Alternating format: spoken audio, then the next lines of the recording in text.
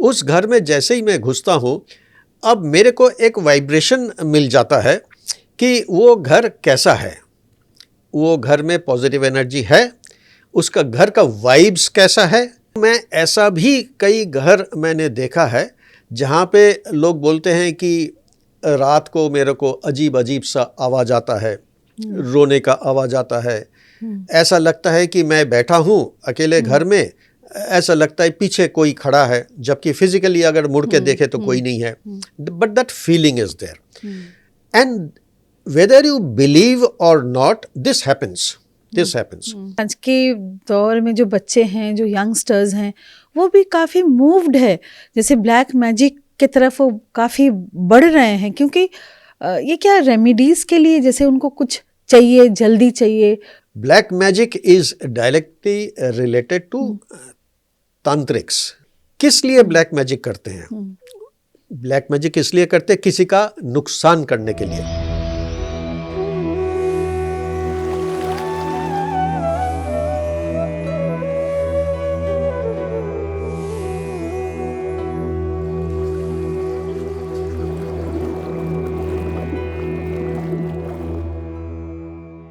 नमस्कार, डायलॉगस के प्रभा सेगमेंट में आप सभी का स्वागत है। आज भी हमारे चैनल में एक खास मेहमान हैं, हमारे बीच मौजूद हैं। हमारे साथ आज बैठे हैं दीपेंदु गांगुली। मिस्टर दीपेंदु गांगुली, आपको हम वेलकम करते हैं हमारे चैनल में। आप एक बैकग्राउंड आपका है डिफेंस। रिटायरमेंट के बाद आपको शौक ऐसे ही मन में आया था कि हम कुछ सीखें और वास्तु सीखें। तो वास्तु सीखने के बाद now you have reached such a level जहां आप बहुत सारे ब्यूरोक्रेट्स, फिर मिनिस्टर्स, इनके साथ उठ बैठ कर रहे हैं। अच्छे अच्छे बड़े बड़े कॉरपोरेट्स में भी आप जाते हैं, आप वहाँ वास्तु देखते हैं, अपना प्रिस्क्राइब करते हैं, बहुत सारी चीज़ आप करते हैं। आज हमें बताइएगा कि एयरफोर्स में रहते इतने साल रहने के बाद और फिर एक डिफेंस बैकग्राउंड, ये vastu and defence, can they go together? It's a very good and interesting question, no doubt. Yes, I have a defense background. I was in Air Force, retired as wing commander from the Air Force. And after my retirement, now it is almost 24 years, I must say, that I am into Vastu. This subject interested me quite some time back, and then I decided to first of all learn the subject properly. So, I had joined Bharatiya Vidya Bhavan, New Delhi. I did a course from there, full-time course with the regular students. Thereafter, I did a higher Vastu called Pyara Vastu. That course also I have done.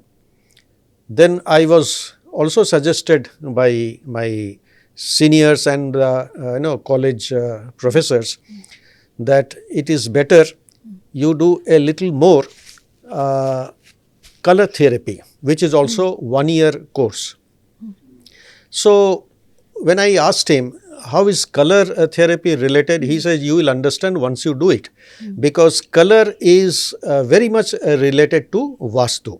So, when you give a decision on Vastu, when you do some assessment, when you have understood color therapy, you will be able to give a right decision, and you will understand in a broader perspective. So, that is why I did a 1 year color therapy from a recognized university from Jodhpur. So, that is how I am into this, and yes, I have done Vastu for last 24 years, lot of residential, commercial, and yes, I have done some bureaucrats' houses and some higher people also at higher position. That besides, now I enjoy, it's my almost a passion, this subject, and I enjoy my work, and God willing, wherever I have done, people have only praised and I have got praises, and there is no fallback into it. इसके मतलब आपने जितने सारे वास्तु देखने गए आज तक, तो इसमें सक्सेस ज़्यादा है? I must say success rate is almost 99.9%, क्योंकि अभी तक मेरे को पलट के किसी ने नहीं बोला कि आपने मेरा वास्तु किया है और मेरा कुछ हो नहीं रहा, ठीक हो नहीं रहा, ये मेरे को अभी तक सुनने को नहीं आया है. And I have got a habit कि wherever I do a vastu, I keep in touch with my clients and I also interact with them. I ask them कि you tell me the problem that you were facing before and after I have carried out vastu, what is the difference you have experiencing or feeling or saying, whatever it is. So they were very happy. They say कि गांगुली जी आपने जो किया है, now we are very happy. Our all that problems which were we were suffering deeply into it, now it is no more. I also feel happy listening to that. सबसे पहले आप घर में घुस के क्या चीज़ देखते हैं? और लोगों की जो प्रॉब्लम्स भी हैं वो क्या ज़्यादातर शारीरिक, मानसिक, फिर फिनेंशियल, फिर हेल्थ तो है आज के डेट में बहुत प्रॉब्लम. तो अब घर में घुस के क्या चीज़ देखने के बाद आप पता करते हैं, आपको पता चल जाता है कि इस घर में ये प्रॉब्लम है? जी बिल्कुल. ये है वास्तु. देखिए, इसको रिप्लाई करने के पहले मैं थोड़ा 2 मिनट वास्तु के बारे में कहता हूँ ताकि उसको अच्छी तरह से समझ में आए. पहली बात तो वास्तु जो है इट इज़ जो ये कोई रिसेंट वाला कोई सब्जेक्ट नहीं है जो कोई टेक्स्ट बुक में आजकल मिलेगा, ऐसा नहीं है. ये एक पुराना सब्जेक्ट है जो हमारे वेदास में है. ऋग वेदा में सुक्ता, जिसको हिम कहते हैं, हिम नंबर 55, उसमें वास्तु का मेंशन किया गया है. और उसी मेंशन के ऊपर बाद में पोस्ट वैदिक पीरियड में भी वास्तु के ऊपर बहुत लंबा चौड़ा लिखा गया है. चलिए, उसके बारे में मैं ज़्यादा नहीं जाऊँगा. अब आएंगे कि वास्तु से घर में प्रॉब्लम्स क्यों होता है, वो भी बोलना और जानना ज़रूरी है. देखिए, वास्तु क्या है? वास मीन्स रेसिडेंस, जहाँ पे रहते हैं लोग. और शास्त्र इज़ द साइंस, जहाँ पे जिसके बारे में बोला गया है और टोटल विश्लेषण किया गया है. इट्स ए स्टडी, ये एक स्टडी है. अब वास्तु, कर्मा और डेस्टिनी, ये तीनों जो है इंटर रिलेटेड है. क्योंकि है क्या, वास्तु तो ज़मीन से मतलब ज़मीन के जो ऊर्जा है, जो एनर्जी है, उससे तो 100% रिलेटेड है. और द 5 एलिमेंट्स जो है, जैसे अग्नि हुआ, जल हुआ, हवा हुआ, ये सारे चीज़ से रिलेटेड है. अब जो घर में रह रहे हैं, इट इज़ वेरी इंटरेस्टिंग. आपको ये इसको पता होना चाहिए कि घर में जो रह रहे हैं उनका जो कार्मिक इफेक्ट्स है, जो कर्मा है, कर्मा के साथ बहुत ज़्यादा रिलेटेड है. सिर्फ वास्तु बोलने से ही नहीं होगा. अब ये कैसा है, हाउ इज़ इट, कर्मा से रिलेटेड कैसा है? जैसे अब मान लीजिए, एक छोटा सा उदाहरण मैं दे रहा हूँ. एक परिवार में मान लीजिए फादर है, मदर है, बच्चे 4-5 है, जो भी है, 3-4 है, जो भी हैं. अब एक कोई मान लीजिए एक बच्चा जो है धीरे धीरे पढ़ के वो प्रोफेसर बन जाता है यूनिवर्सिटी में. दूसरा बच्चा जो है वो जो भी पढ़े, व्हाटएवर ही डज, वो बन के वो हो सकता है वो डॉक्टर बन जाए. सो उसका प्रोफेशन अलग हो गया, उसका पूरा लाइन ही अलग हो गया. तीसरा हो सकता है वो स्पिरिचुअल लाइन में चले जाए, वो साधु बन गया, मॉन्क बन गया. ऐसा है, प्रैक्टिकली ये है, घर में है. और चौथा जो है, जो भी है, वो गलत रास्ते में चला गया. हो सकता वो चोरी में चला गया, डकैत बन गया, ये भी है, मर्डर कर लिया किसी का, ये भी है. These are all practical things. ये कोई मतलब कहानी नहीं है, these are happening.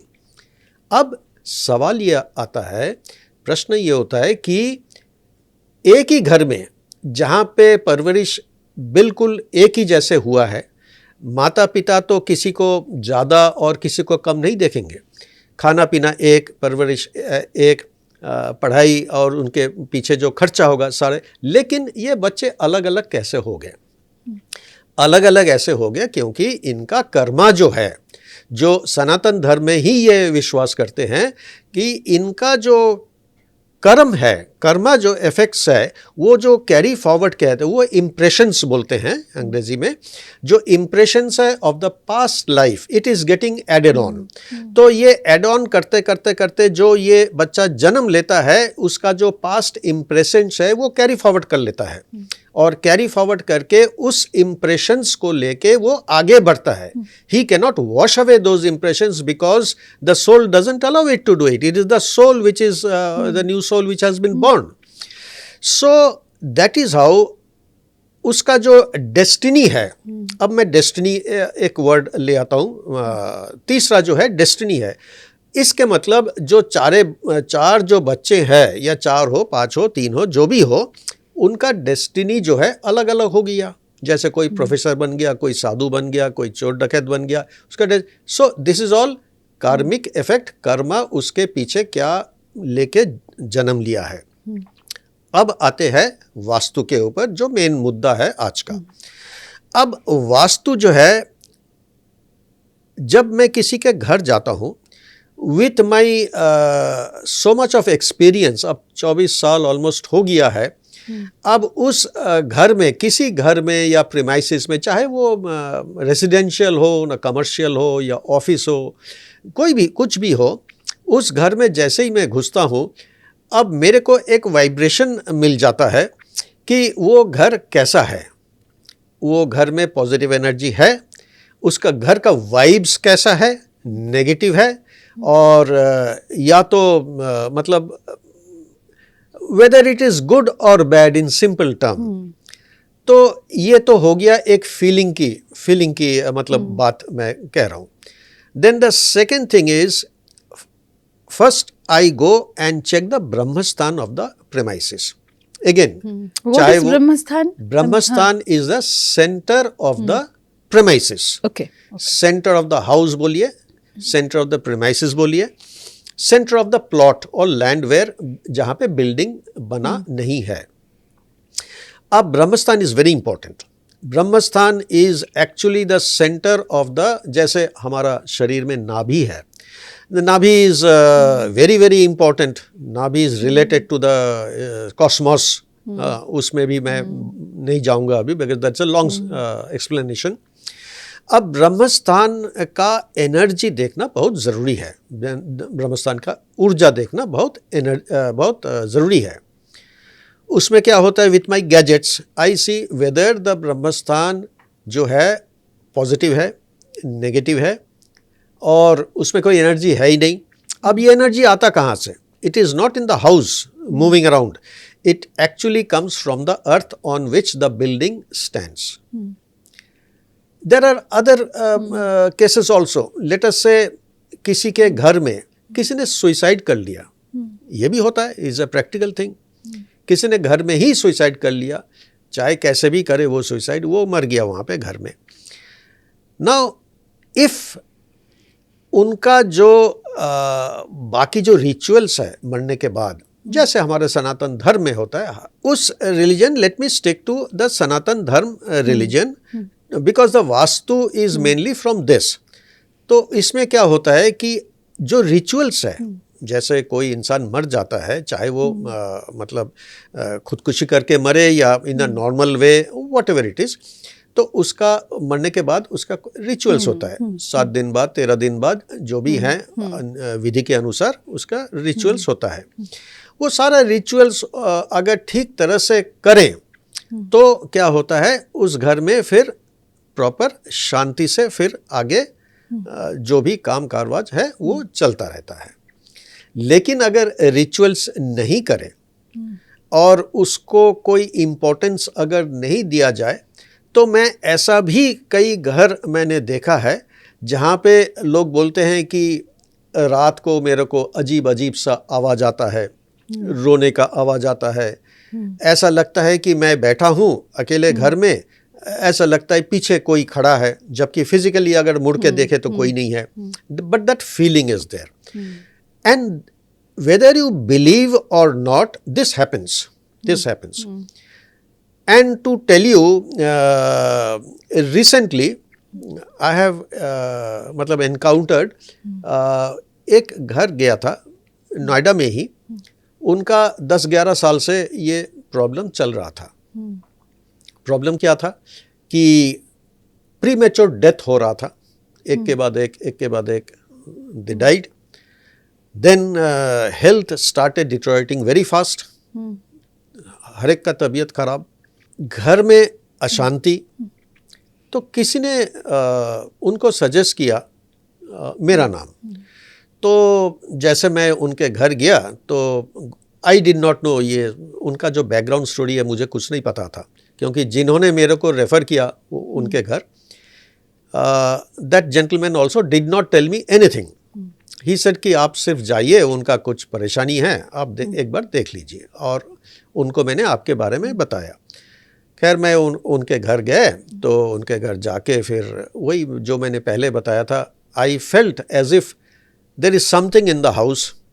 And I said यहाँ तो एनर्जी बड़ा दूषित एनर्जी है, looks like there is a strong negative energy. तो देन आई चेक्ड, जैसे मैं पहले चेक करता हूँ, ब्रह्मस्थान चेक करता हूँ. ब्रह्मस्थान में चेक करके देखा कि मेरे को लगा कि यहाँ तो एक स्पिरिट एनर्जी है. That my gadget shows. And to make the cut short the story, फिर हम बैठे ड्राइंग रूम में, फिर उन्होंने सारा कुछ मेरे को बताया, ये है इस घर में. तो बट देन जो भी लॉस हो गया तब तक उनका, वो तो हो गया, वो तो कुछ रिवाइव कर नहीं पाते. And that can not be done also.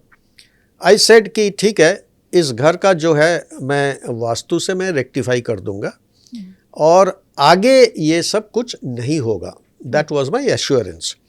और वो जो मतलब बुरे सपना देखते थे हमेशा, it was a regular affair. जैसे कोई भूत आ गया, ये हो गया. Then they used to find कि ऐसा कोई रात में कोई चल रहा है, कुछ आवाज़ आ रहा है. तो वो after doing the vastu corrections करने के बाद वो सारा चीज़ बंद हो गया. And the family is very happy, things are going on very well. अब ये है जो आपने प्रश्न पूछा मेरे से कि आप क्या देखते हैं. सबसे पहले मैं ब्रह्मस्थान देखता हूँ, जो वास्तु का वो बोला जाता है कि it's a remote control of the house. Vastu Shastra में इसको बोला जाता है remote control of the house. मतलब Brahmasthan controls everything, every nook and corner of the house और द प्रीमाइसेस और एनीथिंग, वेदर कमर्शियल हो, डोमेस्टिक हो, जो भी हो.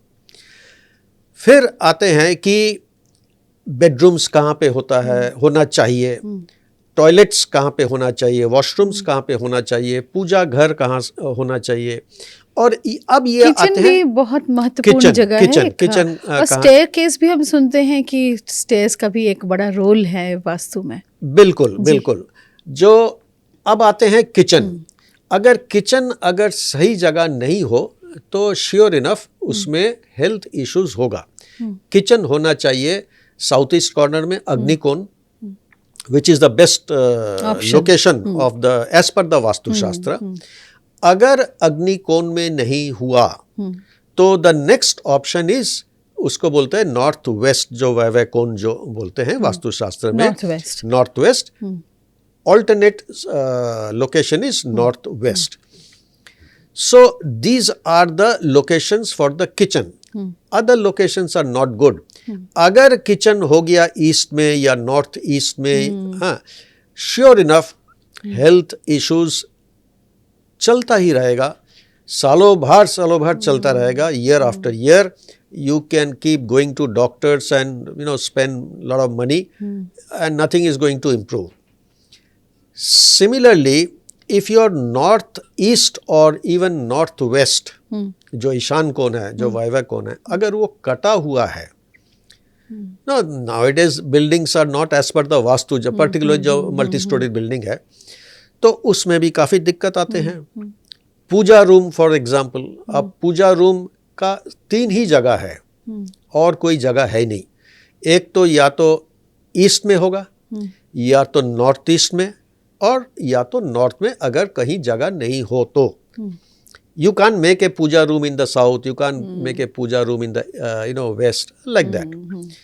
तो these are directional aspects. एक तो हो गया energy aspect, एक तो directional aspect. So directions are equally important as energy. Sir एक चीज़ हम पूछेंगे, जैसे बेडरूम के साथ आजकल अटैच बाथरूम, आजकल अटैच्ड ही होते हैं ज़्यादातर, मल्टी स्टोरीड में तो ऑप्शंस ही नहीं हैं, और लोग चाहते हैं कि ज़्यादा दूर टॉयलेट्स, पहले के ज़माने में जैसे होता था कि टॉयलेट्स थोड़ी सी दूर होती थी, जैसे आंगन के पार करके टॉयलेट्स हैं, तो वो तो संभव नहीं है आज के ज़माने में, तो लोग they want to live in a compact space. तो हम ये देखते हैं कि टॉयलेट्स भी स्वास्थ्य के लिए जो उसकी जो पोजीशंस हैं वो भी ज़्यादा, सुना है मैंने कि ज़्यादातर ठीक नहीं है, अगर रॉन्ग साइड में टॉयलेट्स हो तो इसका प्रभाव भी शरीर के ऊपर पड़ता है क्या? हाँ, बिल्कुल बिल्कुल। टॉयलेट्स जो है, अब टॉयलेट का लोकेशन और कमोड का पोजीशन दोनों बहुत ही इम्पोर्टेंट है। पहले तो let's discuss about toilet location. Toilet जो है should not be in the north east, ईशान कोण में नहीं होना चाहिए, पूरब में नहीं होना चाहिए, और टॉयलेट जो है ब्रह्म स्थान में नहीं होना चाहिए, वेरी वेरी इंपॉर्टेंट, ब्रह्म स्थान में नहीं होना चाहिए। दूसरी बात यह है कि टॉयलेट सीट में जब लोग बैठते हैं, your facing should be toward the north, towards the north, Uttar. Your facing should not be towards the west. See, these are the commode positions or the seat positions, whatever you say. अगर towards the east हम face करते हैं तो? हाँ, that is okay. That is okay. That is okay, but it is back better. Back side should be either on the south or better. हाँ, back side should be either west or south. South, okay. हाँ, that is a simple formula to be understood. Similarly, जैसे bedrooms, आपने bedroom का भी जिक्र किया था, bedroom भी, उसमें भी लोकेशंस का बहुत इंपॉर्टेंस है। बेडरूम जैसे है साउथ वेस्ट में जो बेडरूम है, वहाँ पे जो भी बुजुर्ग है घर के, वो साउथ वेस्ट में उनका बेडरूम सबसे सही होता है एज पर वास्तुशास्त्र। और मेन, हम अगर सिंपल वर्ड में बोले, the main person of the house, head of the house, या तो घर में हो सकता है कि देयर पेरेंट्स, एजेड पेरेंट्स, उनका भी, all the senior persons of the house. और जो बेड, जो सोने का जो मतलब पोजीशन है, that is also very important. See, if you sleep with your head towards north, अगर उत्तर दिशा में अगर आप सोते हैं, उसमें क्या होता है, you see the magnets feeling is there, sure enough there will be a repulsion effect because of the northern hemisphere and with your head.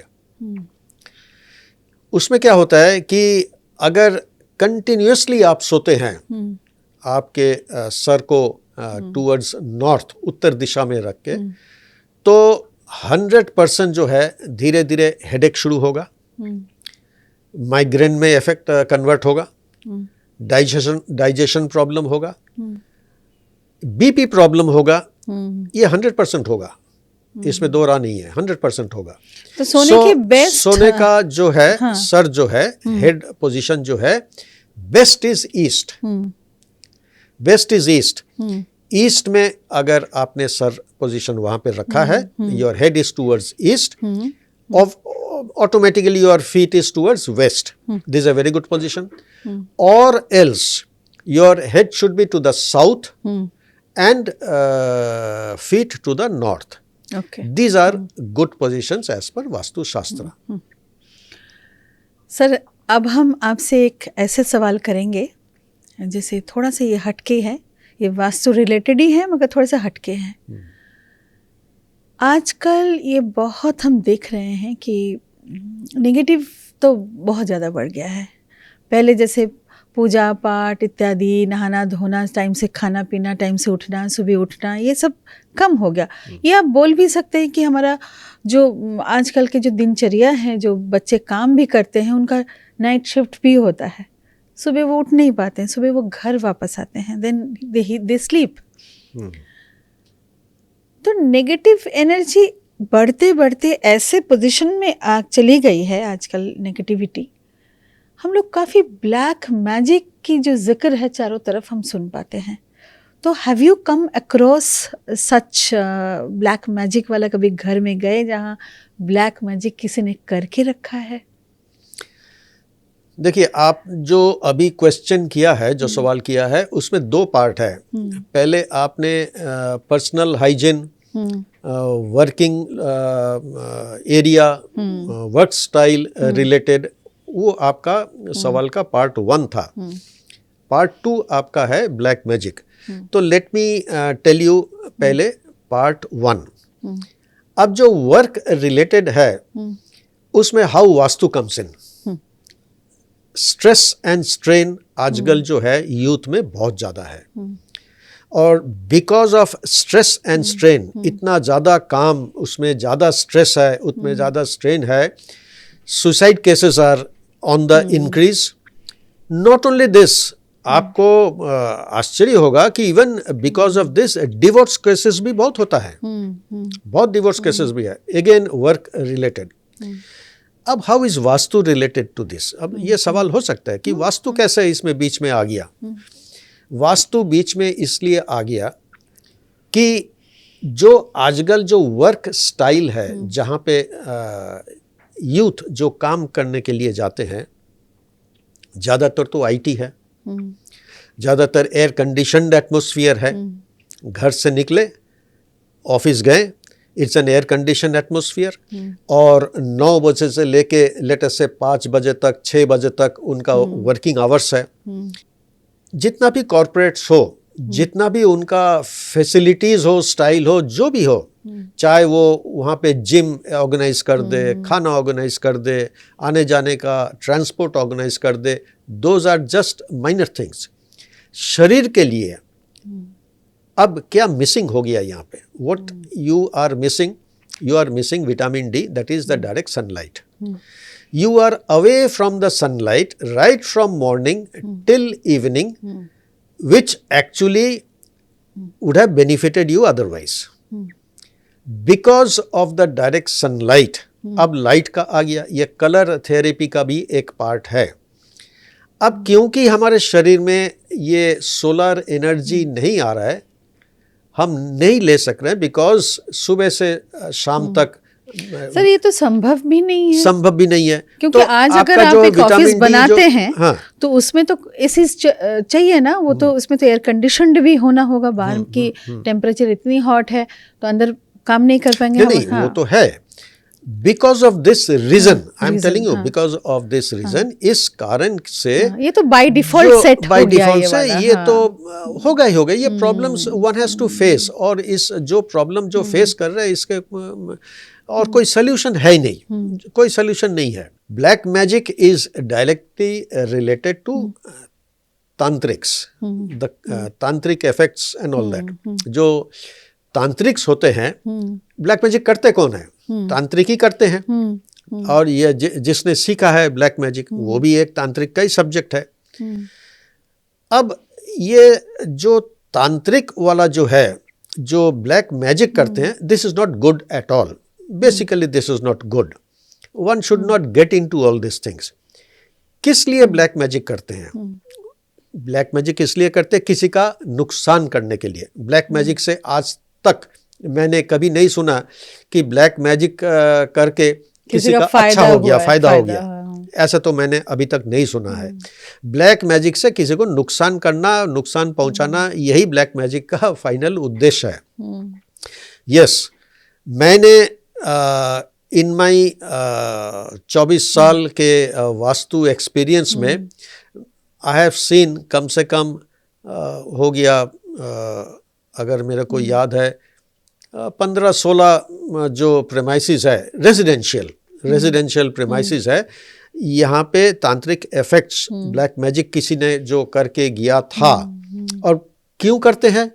Normally देखा गया है कि ब्लैक मैजिक कोई पड़ोसी नहीं करेगा, ये रिलेटिव्स के अंदर ही करते हैं, क्योंकि उनको जलन होता है। आप अच्छा कर रहे हैं, they are not able to digest it. तो अब ऐसे भी रिलेटिव्स है अपने ही में कि क्योंकि वो डाइजेस्ट नहीं कर पा रहे हैं आपका उन्नति देख के, आपका प्रॉस्पेरिटी देख के, तो वो किसी तांत्रिक से जाके मिल के ऐसा कुछ करके ले आते हैं कि चुपके से आपके घर में वो डाल के चले जाते हैं, जो आपको पता भी नहीं लगता है। छोटा सा कोई ऑब्जेक्ट, छोटा कोई आर्टिकल, छोटा का कोई भी चीज। अब जैसे एक घर में मेरे को बुलाया था कि वही प्रॉब्लम ऑफ कि कुत्ता हमेशा रोता रहता है, जबकि हमेशा क्यों कुत्ता रोएगा घर के अंदर? सब कुछ उथल पुथल हो रहा है, कुछ ठीक नहीं हो रहा है, जॉब भी ठीक से नहीं हो रहा है, हेल्थ भी डाउन होता जा रहा है। तो एनीवे मैं गया, आई वॉज इन्वाइटेड देयर, आई तो विथ माई गैजेट्स, मेरे गैजेट्स लेके मैं सारा घर इंस्पेक्ट किया। और आश्चर्य की बात है, अच्छा आश्चर्य की बात यह है कि उस घर को उन्होंने शायद 5 या 6 महीना पहले उन्होंने दोबारा वाइट वॉशिंग पेंटिंग जो भी है वो किया था। तो अब उसके बाद से प्रॉब्लम और बढ़ गया। अच्छा, उन्होंने सब कुछ किया, घर को सफाई किया, सब कुछ किया, लेकिन वो 6 महीना पहले जो उन्होंने किया था उसके बाद से प्रॉब्लम फिर से बढ़ गया। इसलिए now I come to the scene. जब मैं गया, सारा घर मैंने इंस्पेक्ट किया। I went to the washroom. Washroom में एक बहुत बड़ा मिरर लगा हुआ था। तो जो मेरा गैजेट था वो गैजेट हमेशा मिरर की तरफ दिखा रहा था। Something wrong I could sense in that particular location. तो मैंने घर वालों से बोला कि भाई ये जो मिरर है इसको उतारो। तो उन्होंने बोला सर ये तो नया मिरर है, इतना बड़ा मिरर है, 1 साल ही नहीं हुआ। आई सेड वो सब ठीक है, you just bring it down. जैसे ही मिरर उन्होंने नीचे उतारा, कम एक गुच्छा जो है बाल वो मिरर के पीछे रखा था किसी ने, और वो बाल नीचे गिरा। और गिरा किसके ऊपर? नीचे वॉश बेसिन था, वॉश बेसिन के ऊपर गिरा। तो मैंने बोला ये कहाँ से आया? देखिए जब आपने कंघी किया तो बाल थोड़ी ना मिरर के पीछे आप छिपा के रखोगे, और वो भी काफी सारा, ऑलमोस्ट 1 हैंडफुल, मुट्ठी भर। तो मैंने बोला कि अब don't touch it, don't touch it. जितना भी प्रॉब्लम का जो रूट कॉज है, जड़ है, यही जड़ है।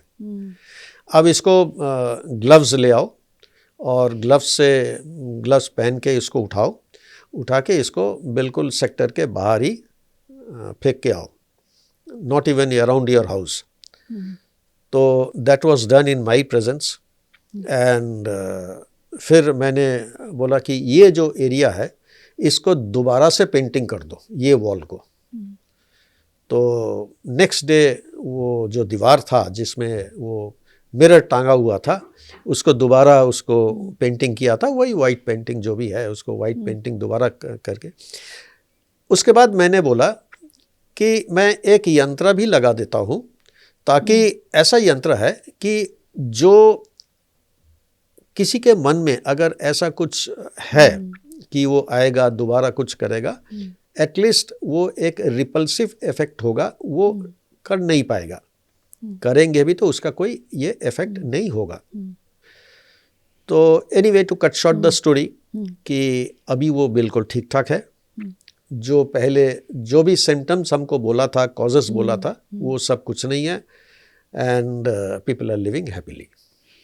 सर एक चीज़ और भी हम जानेंगे आपसे, आज के दौर में जो बच्चे हैं, जो यंगस्टर्स हैं, वो भी काफ़ी मूव्ड है, जैसे ब्लैक मैजिक के तरफ वो काफ़ी बढ़ रहे हैं, क्योंकि ये क्या रेमेडीज़ के लिए जैसे उनको कुछ चाहिए, जल्दी चाहिए, तो इसीलिए क्या वो जो बहुत जल्दी मूव कर रहे हैं कि हमें ब्लैक मैजिक करने से हमें कुछ फ़ायदा हो जाएगा, ऐसे कुछ सोच रहे हैं क्या? देखिए ऐसा है कि एवरीवन, सब जो है आजकल, they all want a result in 2 minutes.